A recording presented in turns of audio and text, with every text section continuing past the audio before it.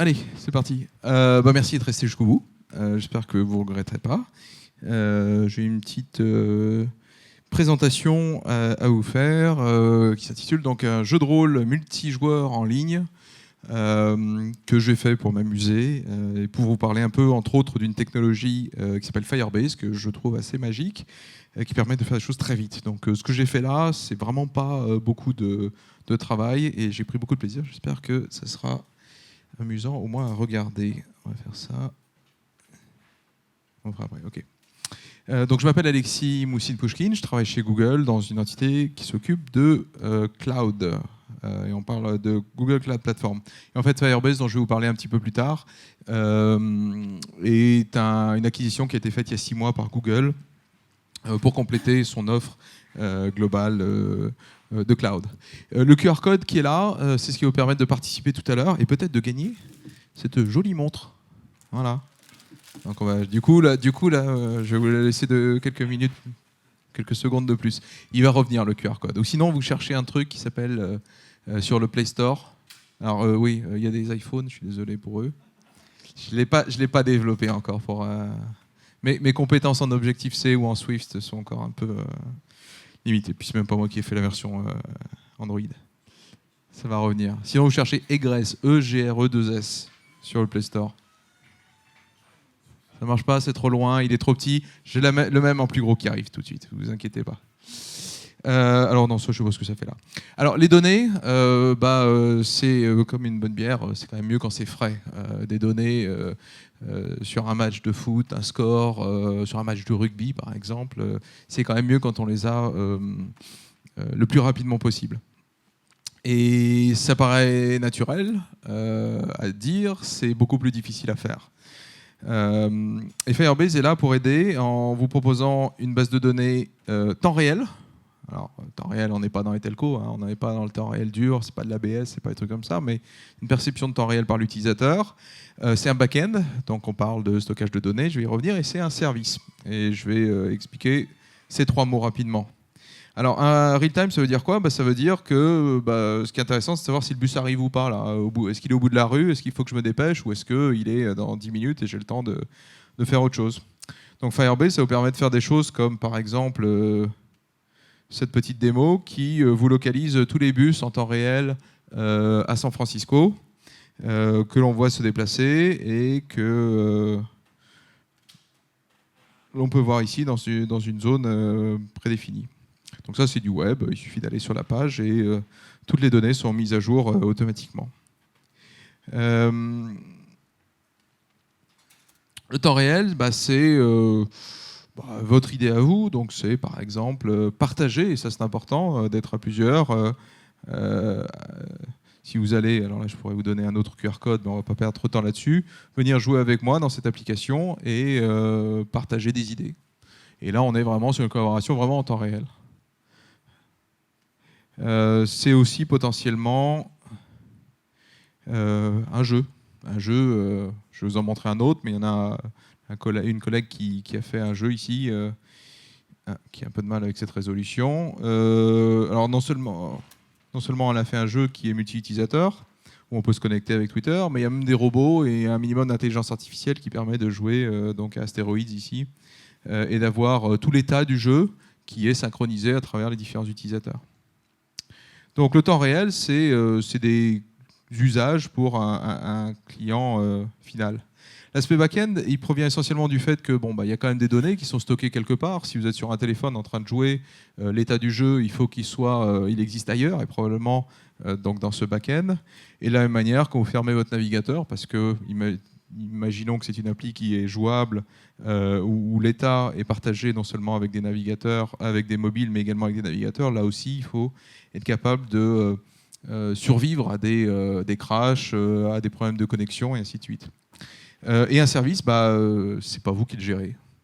C'est tellement pas vous qui le gérez que dans l'exemple qu'il va y avoir là, vous ne pouvez pas, même si vous vouliez, ouvrir le capot. Et on va voir en quoi c'est bien.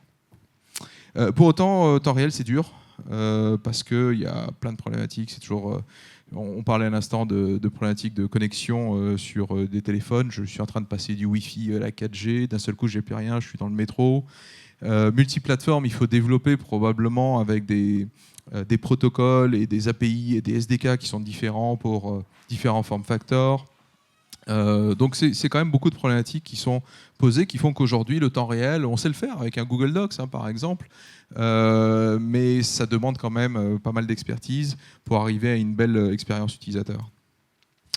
Firebase, par rapport à ça, c'est une base de données JSON qui permet de gérer des notifications pour propager à tous les gens qui sont connectés à cette base l'état de tout ou partie de cette base, avec une notion, pas vraiment de synchronisation, mais plutôt de notification, avec l'envoi du diff sur la modif qui vient d'être faite sur un certain nombre de clients, essentiellement mobiles et web.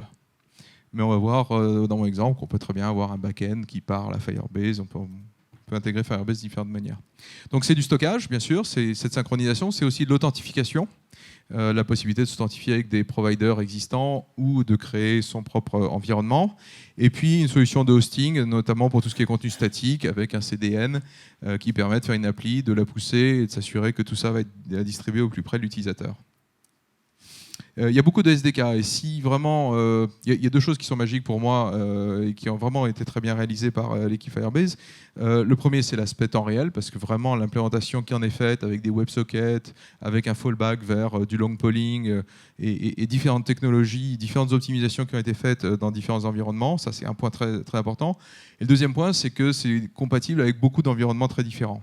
Et oui, j'ai malheureusement pas fait l'appli iOS, encore même si elle a été développée, là, il fallait mettre sur le store, attendre qu'elle soit postée, et ainsi de suite. Mais il y a vraiment des SDK pour plein d'environnements. Et ces SDK sont vraiment, non pas le portage d'une API sur différents environnements, et puis on se dit que là, franchement, c'est pas du tout natif, ça paraît pas comme quelque chose de natif pour un développeur Android ou pour un développeur web. Là, vraiment, au contraire, il y a eu un effort tout particulier. Vraiment, à chaque fois qu'on regarde les API et les SDK, on se dit, ça, c'est OK, je comprends. La version Java, c'est pas un truc qui est fourni avec du Ant, même pas avec du Maven, c'est du Gradle. Enfin, on sent qu'il y a un effort particulier qui a été attaché à ça. Alors, je vais vous parler d'un truc que j'ai appelé Egress. Alors, voilà le QR code, un peu plus gros, pour ceux qui le veulent. Alors Egress, c'est un jeu sur mobile qui a une déclinaison. Alors je dis déclinaison parce que toutes les fonctionnalités ne sont pas là sur le web, que je vais vous montrer. Et c'est un petit jeu où on a une carte, on peut naviguer sur cette carte, on peut voir des gares, et ces gares, eh bien, on peut les capturer. Il faut être le premier à capturer une gare avant que quelqu'un d'autre ne puisse le faire. Quand une gare est capturée, plus personne ne peut la prendre, mais au bout d'un certain temps, elle va être relâchée et elle redeviendra disponible et on pourra la capturer. Ça rappelle quelque chose à quelqu'un ? Non, il n'y a pas de joueur ici, peut-être. Okay, bon. Toute relation avec Ingress ou d'autres jeux est totalement assumée.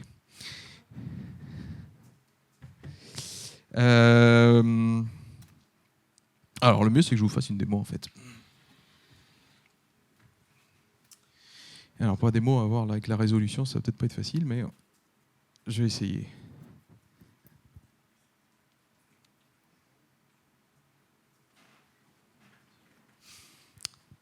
Alors la première des choses, c'est que ça on va pouvoir le fermer. Ça aussi. La première des choses, c'est que j'avais besoin d'une source de données et je suis allé sur data.gouv.fr. Et j'ai trouvé un jeu de données en CSV à nettoyer. Donc, les data scientists, ce qu'ils vous disent pas, c'est qu'ils ne passent pas le plus de temps à faire du streaming, des machins, des trucs jolis, des beaux pipelines et des beaux batchs et tout ça. Ils passent du temps à nettoyer les données. Et donc, bon, voilà, c'était le cas aussi pour moi, bien sûr. Les données étaient pas très bien encodées, mais bref. Le résultat de ce truc-là, de CSV, en fait, si on le met dans un outil qui s'appelle Fusion Table, ça donne ça. Et on se dit que ouais, globalement, ça ressemble effectivement à une liste de gares. Alors, ça se refresh un petit peu, on va aller quelque part où j'avais des données. Non, ça ressemble effectivement à des lignes. Et donc ce sont des gares ferroviaires de tout type, exploitées ou non. Alors pour la petite affaire, j'étais allé voir là ce qui se passait sur ce jeu de données que vous pouvez aller télécharger. Et on ne veut plus télécharger CSV. Ah si, on peut maintenant de nouveau. Enfin, le cours, le serveur n'a pas pu être contacté. Je ne sais pas, il y a un problème, toujours est-il que moi, je l'ai téléchargé il y a quelques temps. Et je l'ai tout simplement mis dans Firebase. Donc Firebase, c'est quelque chose où on va gérer des données, on va gérer de la sécurité, j'y reviendrai, on va pouvoir faire des tests sur des lectures, des écritures, sur une URL particulière. Toute donnée est représentée sous forme d'attributs et qui ont donc chacun des valeurs, et le tout est ici proposé sous forme d'un arbre. Donc c'est un gros document JSON, et chaque nœud, alors je ne sais pas ce qui se passe là, voilà, chaque nœud peut être adressé directement. Donc là j'ai la racine de ma base.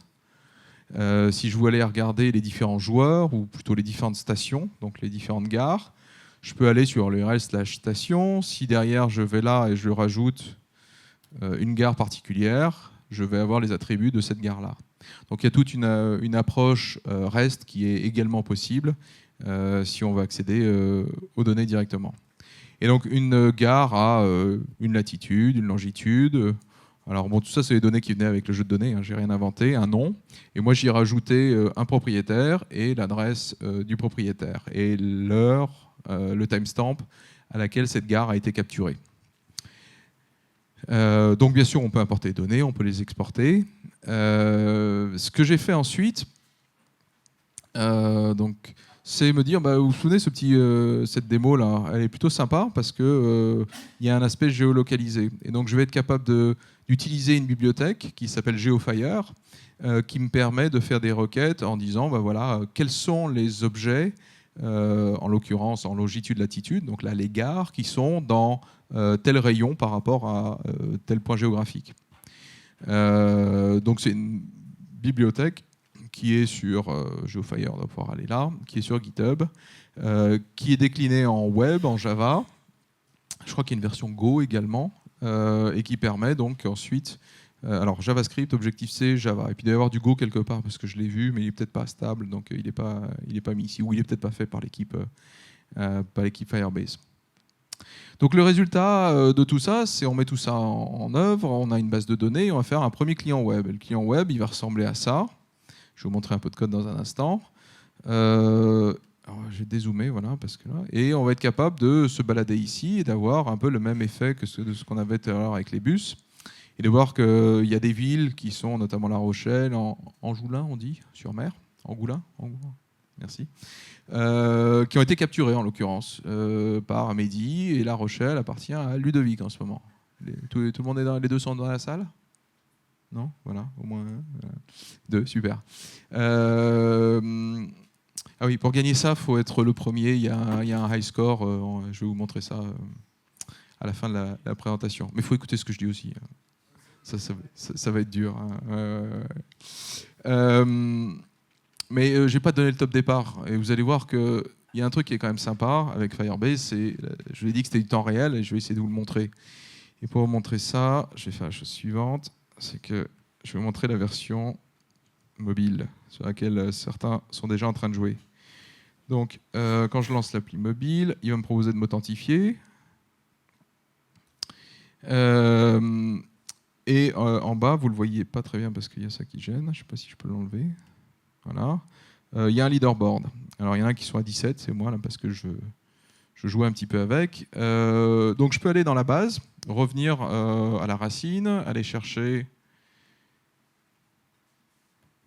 Un petit peu lent là quand même, c'est bizarre, ça marchait très bien tout à l'heure. On va y arriver. Aller chercher les joueurs, et puis aller par exemple faire un reset sur un joueur. Non, je vais le faire pour moi, ne vous inquiétez pas. Il faut que je me trouve par contre, parce que je ne sais plus si ce sont ceux-là. Alors on va aller chercher les joueurs comme ça va être plus simple.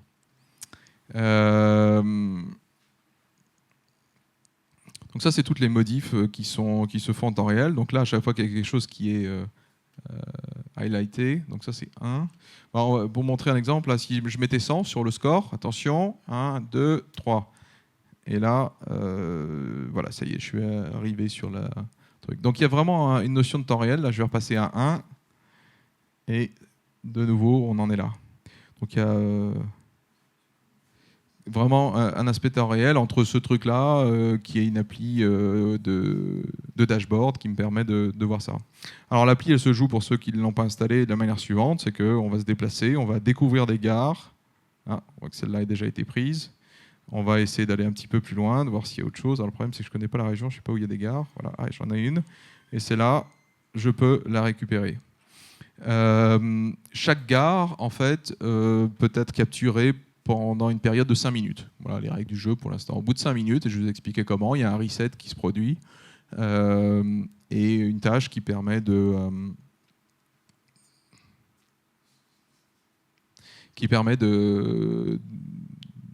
remettre en jeu la gare.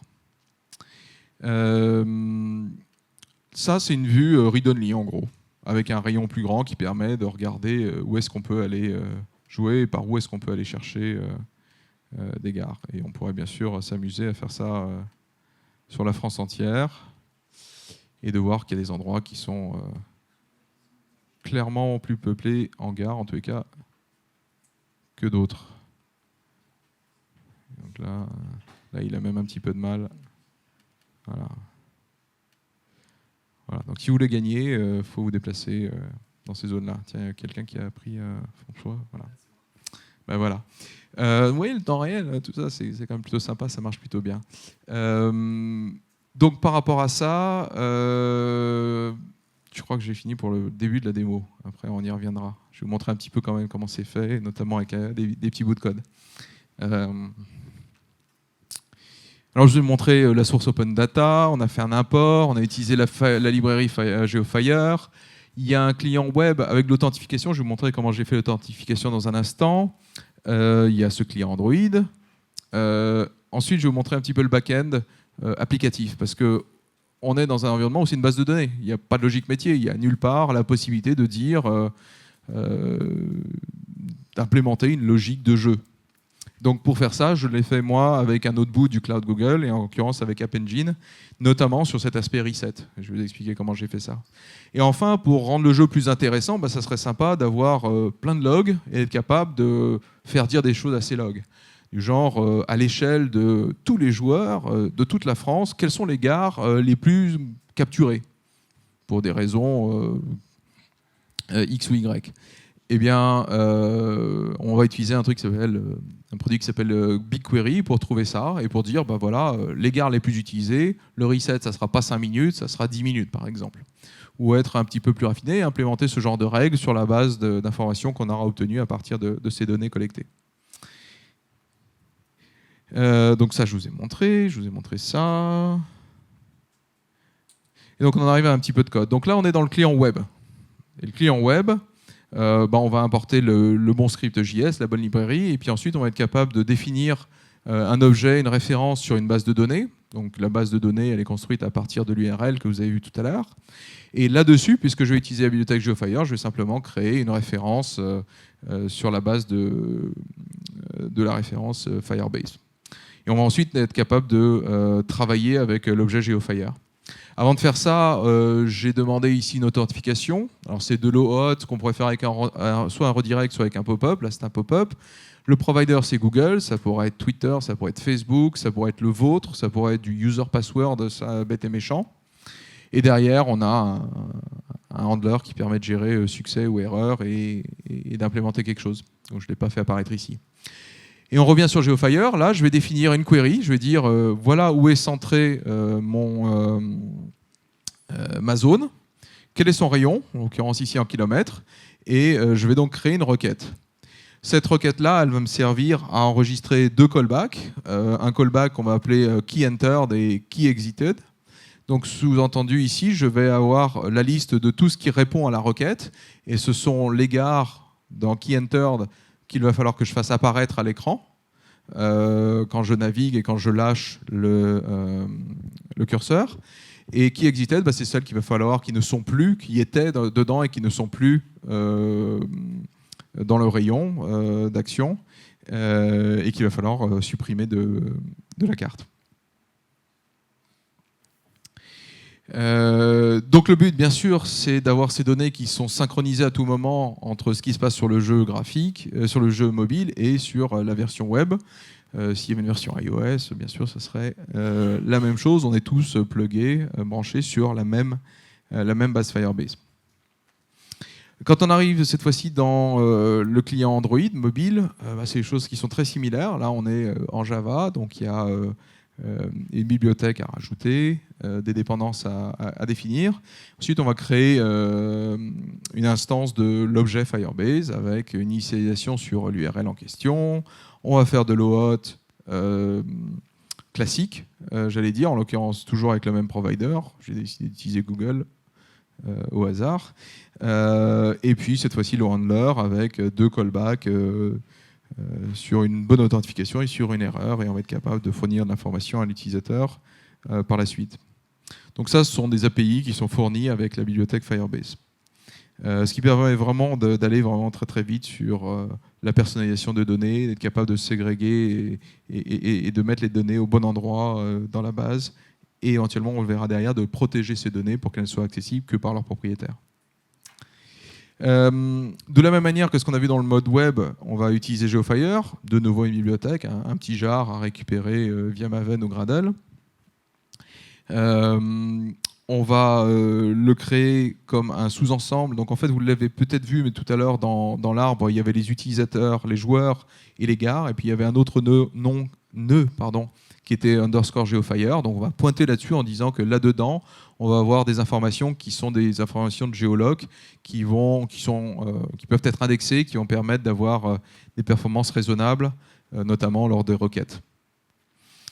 On va faire une requête, on va créer la requête équivalente de ce que j'ai fait tout à l'heure en web, même chose, longitude, latitude, avec un rayon, cette fois-ci un petit peu plus petit, d'1 kilomètre, et avec les 2 mêmes callbacks, qui entered, qui exited, ou avec la même logique, on va afficher ce qui est dans le rayon d'action, et supprimer, ou ne pas afficher, en l'occurrence ici, ce qui ne l'est pas.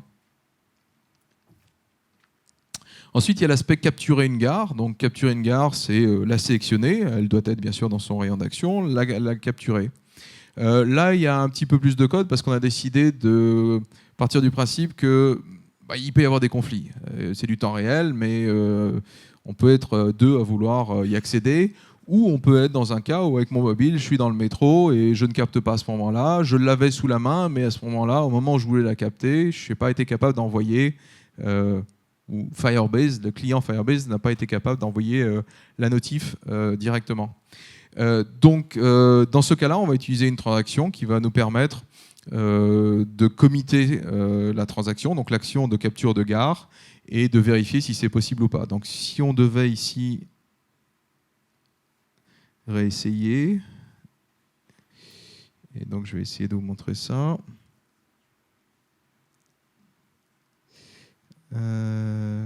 Exit full screen, pardon.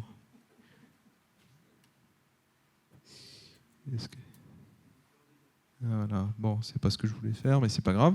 Donc ici, par exemple, je sais pas, je vais revenir, personne ne me l'a pris. Alors, je vais passer en mode avion.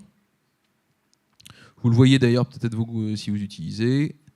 Je peux la sélectionner, normalement, si tout va bien, et la capturer, mais elle est orange parce que je n'ai pas été capable de committer ça. Donc on est dans un stade où on espère quand même pouvoir le faire, et si personne ne me l'apprend entre-temps, et que je récupère le réseau, d'abord en haut, vous voyez qu'on est... Pardon. Oui, on est en offline. On va mettre là. Et dès qu'on va passer en online, on devrait être capable d'essayer... On va essayer de committer l'action, et si on y arrive, eh bien... on va passer en vert, et sinon, elle sera rouge parce qu'elle appartiendra à quelqu'un d'autre. Donc, dès que le Wi-Fi réapparaît, ce qui est en train d'arriver, je vais passer en...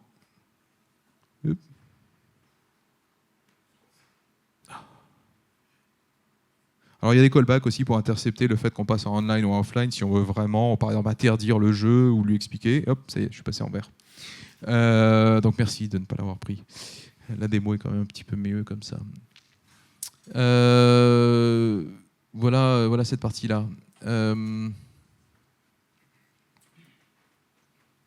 Alors, dis donc, il y a Ludovic qui est loin. Hein. Il est à fond, là, Ludovic. Laurent, Ouais, voilà. Alors, bon, je remets le QR code pour ceux qui veulent. Qu'est-ce que je fais? Je fais un petit reset juste maintenant, là, comme ça, un peu violent. Vous avez vu, c'est pas dur. Hein. Hein, tout le monde est d'accord sauf un, c'est ça? Alors, pour vous expliquer un petit peu ce qui se passe au-delà de... Il y a des clients et il y a Firebase. Il a fallu implémenter un minimum de logique de jeu pour le rendre tout simplement jouable. Je n'irai pas jusqu'à dire intéressant, mais jouable. Donc, ce qui se passe, en fait, c'est que on a décidé d'envoyer des événements à chaque fois qu'il y avait une capture depuis l'appli Android sur un back-end vers ce que j'ai appelé ici la business logic. En l'occurrence, c'est une appli App Engine qui récupère des requêtes et qui va cracher du log sur telle personne s'est loguée, telle gare a été découverte, donc elle est apparue, telle gare a été prise ou telle gare ensuite a été libérée. Ce que vous avez à droite là d'App Engine, ce qu'on appelle des task queues, et les task queues sont des jobs qu'on peut demander à s'exécuter, c'est un peu du cron, soit de manière régulière, à intervalles réguliers, soit au bout d'un certain temps. Donc là, à chaque fois qu'une gare est capturée, j'intercepte cet événement et je crée une task queue qui dit dans 5 minutes, il faut aller faire un reset sur cette gare. Donc dans App Engine, j'ai un bout de code qui est un client Firebase, qui est écrit en Java. Donc en l'occurrence, c'est une autre librairie, c'est pas celle qui est utilisée dans Android, parce qu'il y a des notions de cycle de vie dans Android qui font que la librairie est un petit peu différente, qui me permet d'aller lire et écrire et de faire des actions de reset dans la base. L'autre chose que je fais, c'est que tous ces logs qui sont crachés par mon application App Engine, eh bien, je les stream vers BigQuery. Donc j'ai un export qui est automatique, que je pourrais mettre dans un bucket storage, que je pourrais mettre dans du PubSub pour qu'une autre appli l'intercepte et fasse quelque chose d'intelligent avec. Là, moi, c'est assez simple, c'est des logs que je mets dans BigQuery. Et BigQuery, c'est un outil qui va me permettre de faire des requêtages sur une quantité de données totalement arbitraire, y compris de très très gros volumes, et de faire une requête SQL tout simplement sur ce genre de données. On va y revenir. Là, je vais être capable d'analyser, par exemple, comme je vous disais tout à l'heure, repérer la gare ou les gares les plus utilisées et changer le reset, la valeur de reset, par exemple. Donc c'est une servlette, je suis en App Engine, j'ai décidé de faire ça en Java. J'ai une servlette qui va simplement, quand je vais capturer une station, donc là, j'ai une façon d'intercepter et de savoir que c'est un événement de type capture de station, de prendre une des queues et d'y créer dessus un job qui va aller taper sur une URL admin reset station, donc qui est une logique à moi, lui passer un paramètre qui est l'identifiant de la station et d'invoquer ça au bout de 5 minutes. Donc si on regarde ici, je ne sais pas si je vais pouvoir le faire comme ça, l'admin, faisons-le comme ça, on va voir ce que ça donne. Ici, j'ai mon dashboard App Engine. On va voir un petit peu la charge. Dessus, je dois avoir une ou deux instances à tout casser. Voilà, j'ai 2 instances. Voilà, manifestement, on s'est mis à jouer il n'y a pas longtemps, mais enfin, on est autour d'une requête par seconde, donc ça va pas très loin, chercher très loin non plus. Et là-dedans, on a donc des task queues. Et les task queues, j'en ai 73. Ça veut dire qu'il y a 73 stations qui ont été prises depuis moins de 5 minutes, on va dire. Alors, je peux aller les regarder et je peux aller les exécuter tout de suite. Dire, je ne vais pas attendre les 5 minutes, je vais aller faire des resets tout de suite. En l'occurrence, ici, on va voir combien il y en a. Voilà, elles sont toutes là. Donc, je pourrais toutes les sélectionner et... Il me manque le truc là. Ouais, je pourrais faire des run now. Ouais, je ne sais pas si je peux faire des run now de tout le monde. Mais voilà, je suis en train d'en libérer un certain nombre qui auraient dû s'exécuter dans 5 minutes, 1 seconde. Alors après, voilà. Donc celles qui viennent d'être capturées, a priori, je suis en train de les libérer là.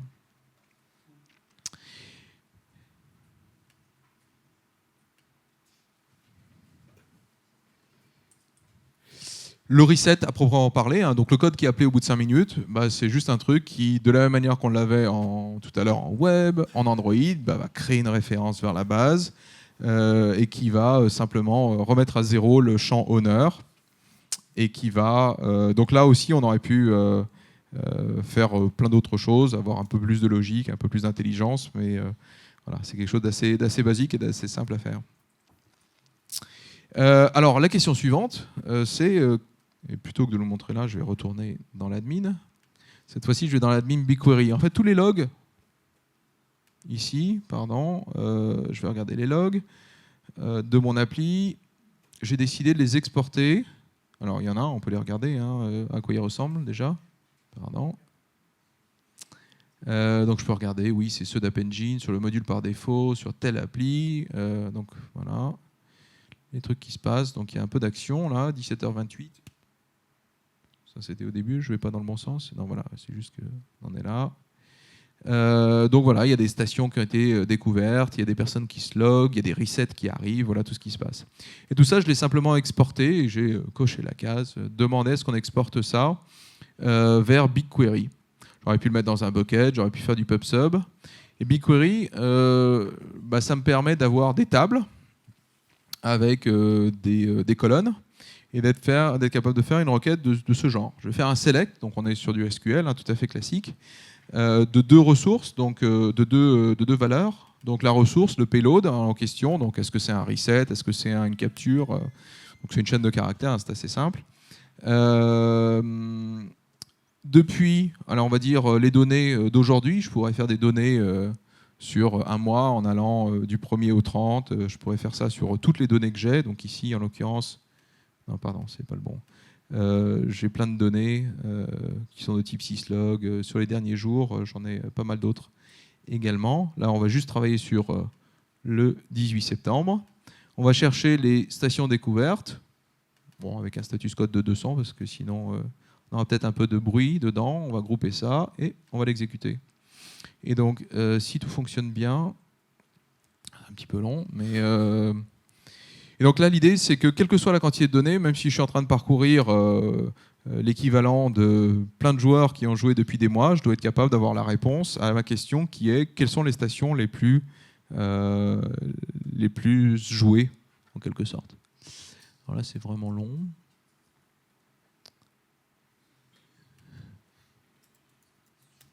Allez, on va voir si ça va plus vite de faire ça.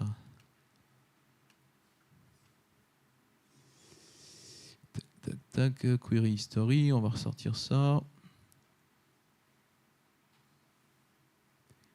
Ça doit être celle-là.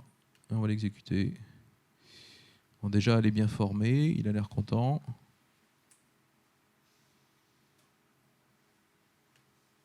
Ah, bon, il me l'avait trouvé, il a mis beaucoup de temps quand même. Alors, en l'occurrence, la plus utilisée ici, c'est la 2594. Souvenez-vous, dans Firebase, on peut aller chercher directement, donc non pas player, mais station, et mettre celle-là, et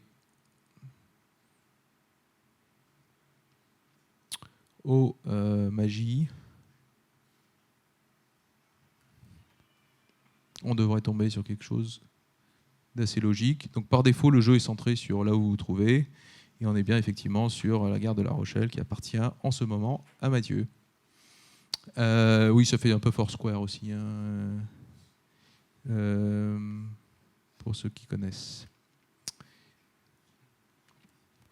Voilà, donc il y a, quand on fait un export de ces logs dans BigQuery, il y a des attributs, il y a le payload, il y a la réponse, il y a plein d'infos, tout ne nous intéresse pas, donc c'est pour ça que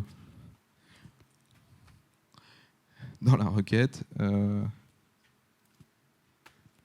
bon, ah, c'est Google qui est planté, je pense, hein. Je vois que ça, c'est ma requête, elle est encore en train de tourner. Voilà. Donc on va chercher le payload, le statut, on vérifie que c'est du 200. Là, j'avais fait une requête entre le 1er et le 9, 1er avril et 9 mai. Et voilà. Et donc, ce qui me permet d'avoir ce genre de résultat qu'on peut automatiser, qu'on pourrait imaginer ce résultat, l'injecter dans l'application pour qu'on ait de manière totalement dynamique des resets qui soient fonction de la popularité ou non d'une gare, avec peut-être un petit peu de hasard.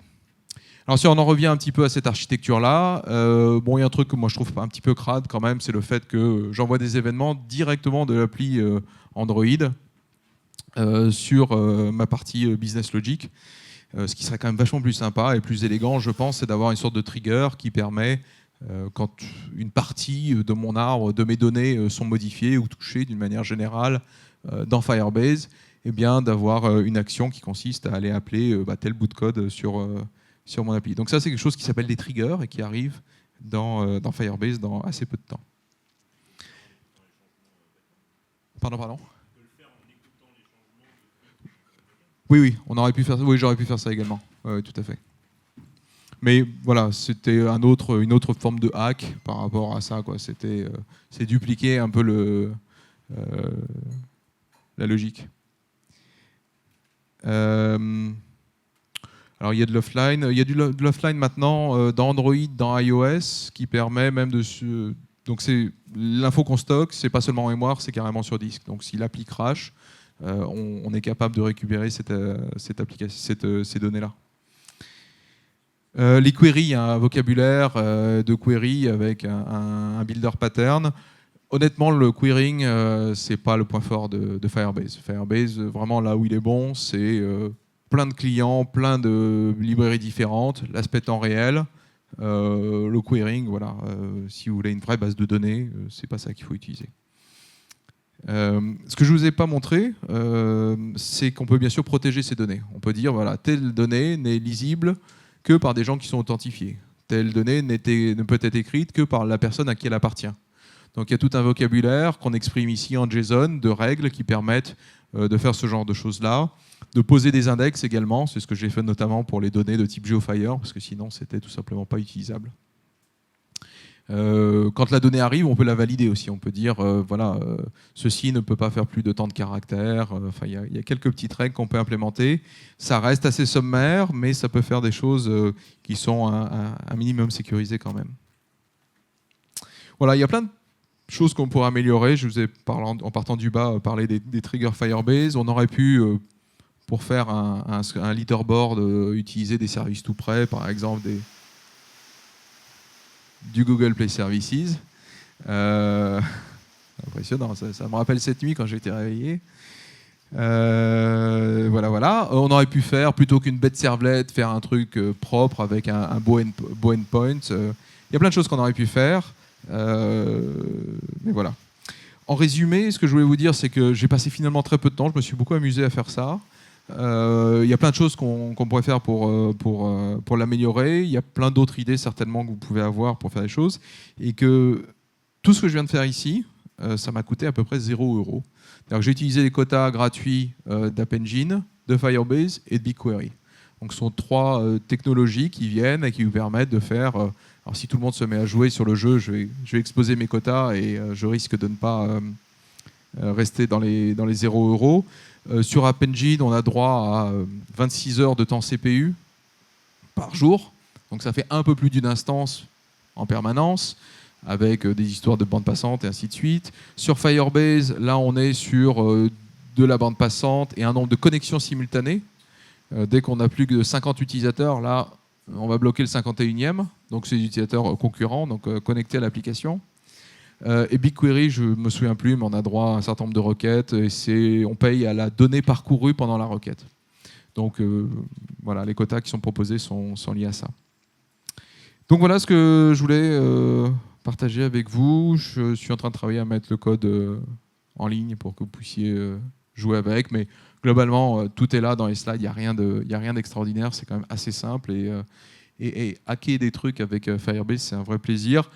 Il y a des intégrations, je ne l'ai pas dit ici forcément, mais avec plein de frameworks web, donc beaucoup de popularité. Il y a une grande popularité, il y a beaucoup de travail qui est fait avec Angular 2, avec React, y compris la version mobile. Donc les gars de Firebase sont meilleurs potes avec plein de gens qui font des frameworks web, et puis ils travaillent beaucoup. Ça, c'est l'emphase qui a été mise récemment sur l'aspect mobile Android et iOS. Ça fait partie des annonces qui ont été faites juste avant l'été. Voilà, j'ai été un petit peu rapide, mais c'est pas plus mal. C'est le dernier de la journée. Si vous avez des questions, ce sera avec plaisir. Alors attends, oui, la seule vraie question, c'est qui a gagné?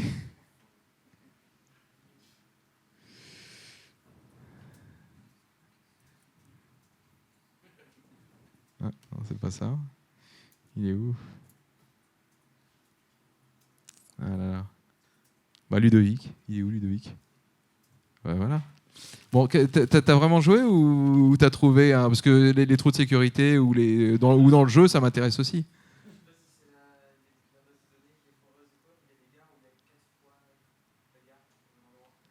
Alors les données, en fait, le problème c'est qu'il y a des données, il y a des bases, des gares non exploitées et souvent à un même endroit. Effectivement, si tu tombes sur les bons endroits, tu peux en choper. Voilà, voilà. C'est la bonne technique. Ah bah voilà. Tiens.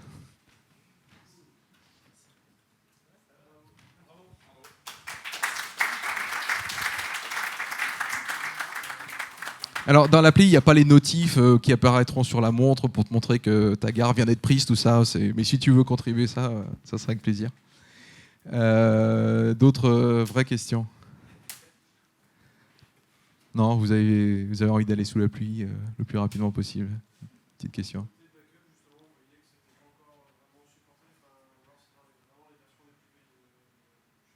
Backup, c'est-à-dire export des données. Non, non, non, non, ça c'est de base. Il y a eu des. Pardon, c'est pas ça que je voulais vous montrer, clairement. Il y a eu quelques modifications de pricing il n'y a pas longtemps, donc on va les regarder ensemble, hein, ça va être vite vu.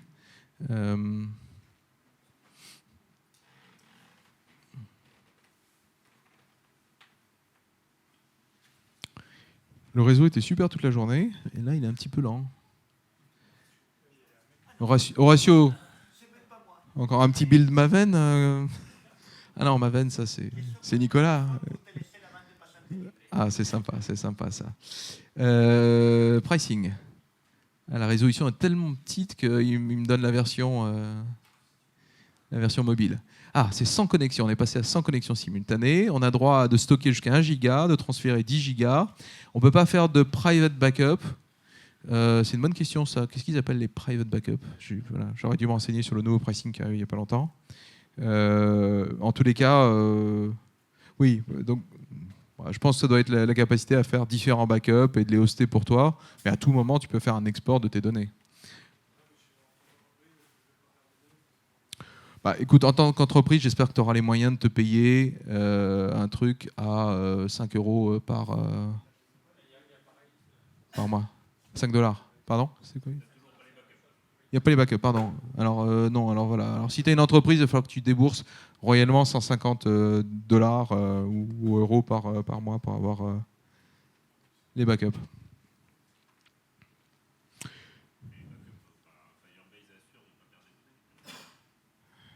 Sûr et garanti, bien sûr.